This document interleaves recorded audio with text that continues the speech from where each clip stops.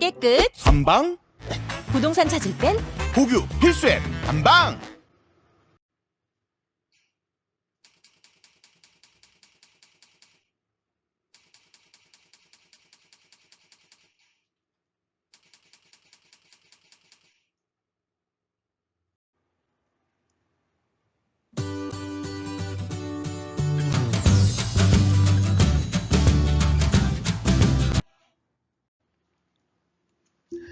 안녕하세요. 공인중개사 이장님입니다.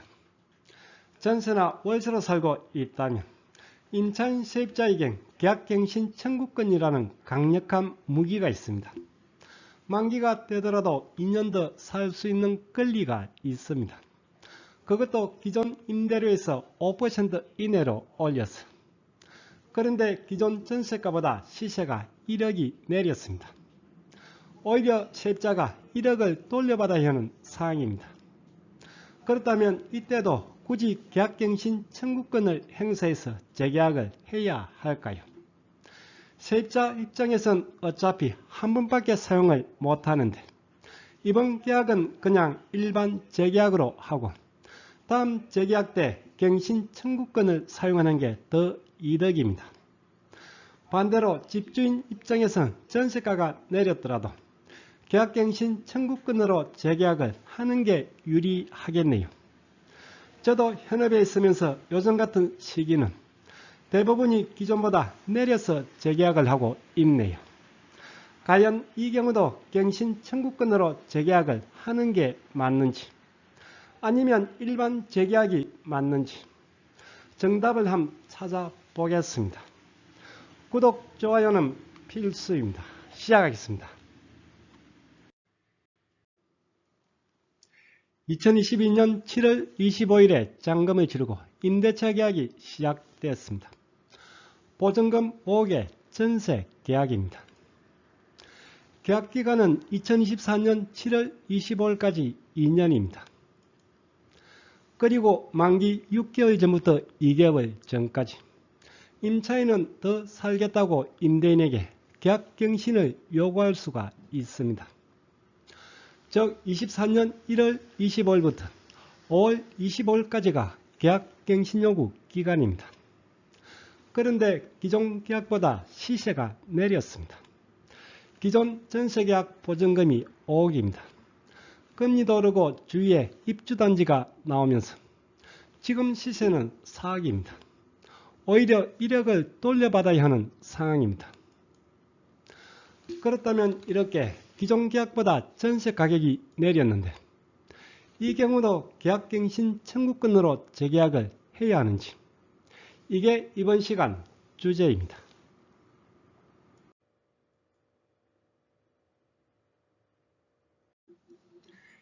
계약갱신 요구권, 계약갱신 청구권. 현장에서는 계약갱신 청구권이라는 용어를 많이 쓰고 있는데 주택임대차보호법에는 계약갱신 요구권이라고 되어 있습니다.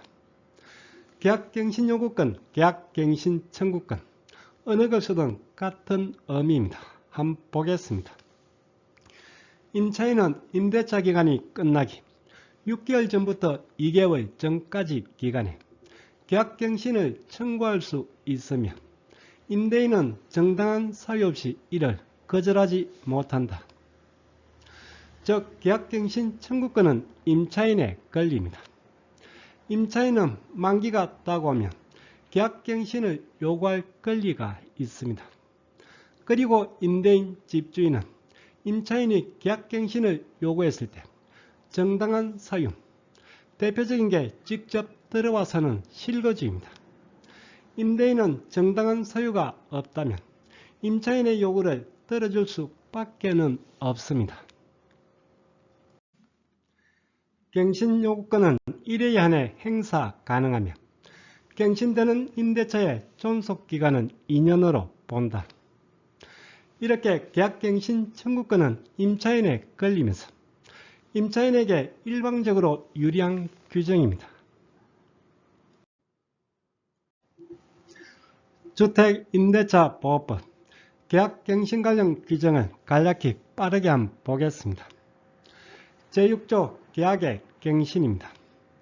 임대차 기간이 끝나기 6개월 전부터 2개월 전까지가 계약갱신 요구 기간입니다. 즉 만기 2개월 전까지는 임대인 임차인은 의사표시를 해야 합니다. 이 기간 내 아무런 통지가 없다면 묵시적 갱신 자동 연장이 됩니다. 묵시적 갱신이 된다면 전 임대차와 동일한 조건으로 임대차 한 것으로 봅니다. 그리고 존속기간은 2년입니다. 제6조의 2 묵시적 갱신의 경우 계약의 해지입니다. 묵시적 갱신이 되었다면 임차인은 언제든지 계약 해지가 가능합니다. 그리고 임대인은 임차인의 계약 해지를 통지받은 날부터 3개월이 지나면 그 효력이 발생입니다. 즉 통지 3개월이 되면 임대인은 보증금 반환의 의무를 지게 됩니다. 제6조의 3 계약갱신 요구 등입니다. 제1항이 임차인의 계약갱신 요구권, 계약갱신 청구권입니다. 임차인이 계약갱신을 요구하면 임대인 집주인은 정당한 사유 없이는 이를 거절하지 못합니다. 임대인이 거절할 수 있는 정당한 사유가 아래 9가지가 나와 있습니다. 그렇지만 현실적으로 거절할 수 있는 유일한 사유가 8번의 직계 좀비속을 포함한 임대인이 직접 들어와 사는 실거주입니다. 제2항입니다. 임차인의 계약갱신 요구권은 횟수 제한이 있습니다. 1회 안에 행사할 수 있습니다. 그리고 존속기간, 임대차 기간은 2년입니다. 그리고 제3항 임대료 정액입니다.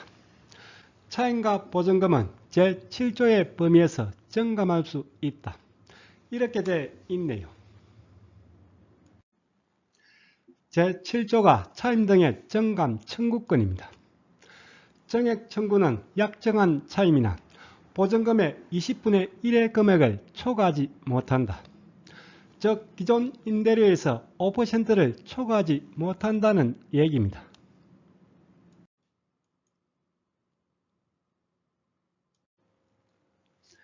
그리고 제4항 임대차 해지입니다.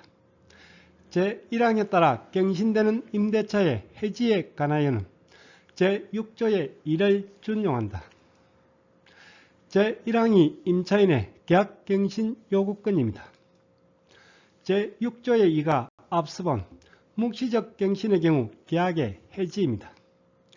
즉 계약갱신 청구권에 따라 갱신되는 임대차의 해지는 묵시적 갱신의 계약 해지와 적용이 동일하다는 뜻입니다.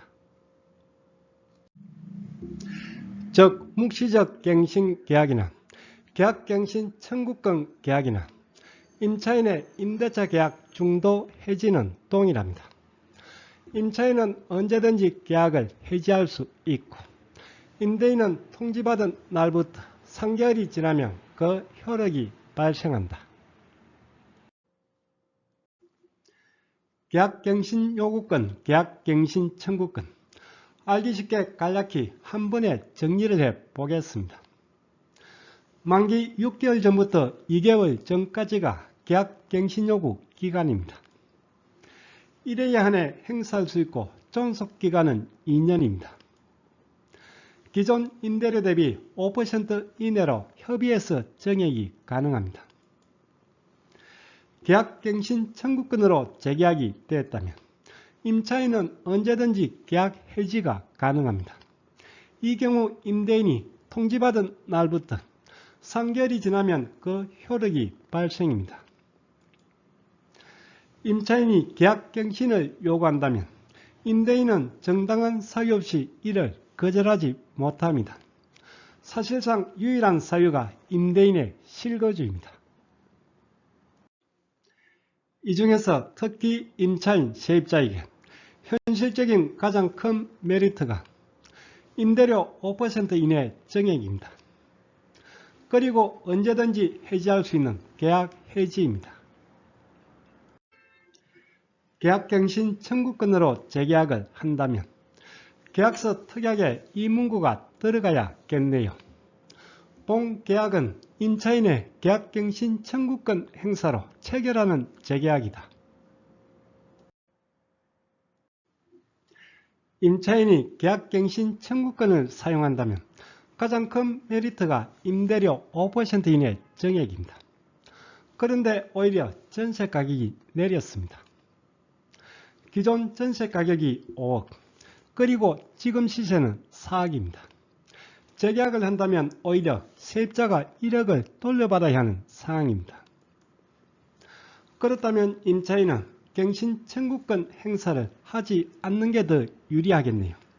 그냥 시세대로 4억에 일반 재계약을 하면 되겠네요. 그리고 계약갱신 청구권은 1회밖에 사용을 못하니 다음 재계약 시 사용하는 게 낫겠네요. 물론 중도이사 예정이라면 사용하는 게 좋겠고요. 어쨌든 임차인 세입자 입장에선 그냥 일반 재계약을 하고 싶겠네요.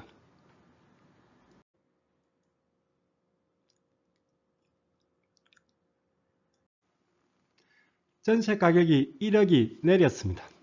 임차인은 내린 가격으로 그냥 일반 재계약을 요구합니다. 계약갱신 청구권 행사가 아닙니다. 그렇다면 임대인은 반드시 응할 필요는 없겠네요. 임차인의 재계약 요구를 거절이 가능합니다. 즉 계약갱신 청구권 행사에 따른 재계약 요구는 임차인의 권리입니다. 그렇지만 일반 재계약 요구에 대해서는 임차인이 응할 수도 또는 응하지 않을 수도 있습니다. 일반 재계약의 선택은 반대로 임대인의 권리가 되겠네요. 임차인의 일반 재계약 요구에 대해 임대인이 선택을 할 수가 있습니다. 첫 번째는 재계약 요구를 거절하는 경우입니다. 지금은 비록 전세 가격이 낮지만 2년 후에는 지금보다 상승이 예상된다면 거절하고 계약갱신 청구권 재계약을 요구하든지 아니면 계약을 종료할 수가 있겠네요. 두 번째는 반대로 2년 후 만기 때 전세 가격이 지금과 비슷하거나 하락이 예상된다면 수락할 수 있겠네요. 이렇게 되면 임차인은 다음 재계약 시 계약갱신 청구권을 사용할 수 있겠네요. 전세 가격이 상당폭 올랐다면 당연히 갱신 청구권으로 재계약을 하게 됩니다. 반대로 이렇게 가격이 내렸다면 실제 현장에서는 어떻게 하고 있을까요? 어차피 계약이란 게 쌍방에 합의된 결과물입니다. 임대인은 임대인대로, 임차인은 임차인대로 각자의 처한 사정에 따라 협의해서 결론을 내릴 수밖에 없습니다. 그렇지만 보통 경우 현장에서는 계약갱신 청구권으로 재계약을 하는 게 보통입니다. 어차피 선택권은 임대인, 집주인이 가지고 있기 때문입니다. 임차인 입장에서도 굳이 이사할 필요가 없다면 이사비용, 중개보수, 그리고 이사에 대한 스트레스 등의 이유로 갱신 청구권으로 재계약을 하고 있네요. 널찍 한방 부동산 찾을 땐 고급 필수 앱 한방.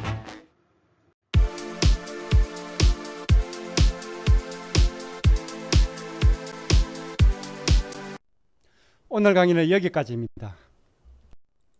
다음 시간에 더 유익한 내용으로 찾아뵙겠습니다. 끝까지 보신 분은 구독 그리고 좋아요 부탁드립니다. 감사합니다.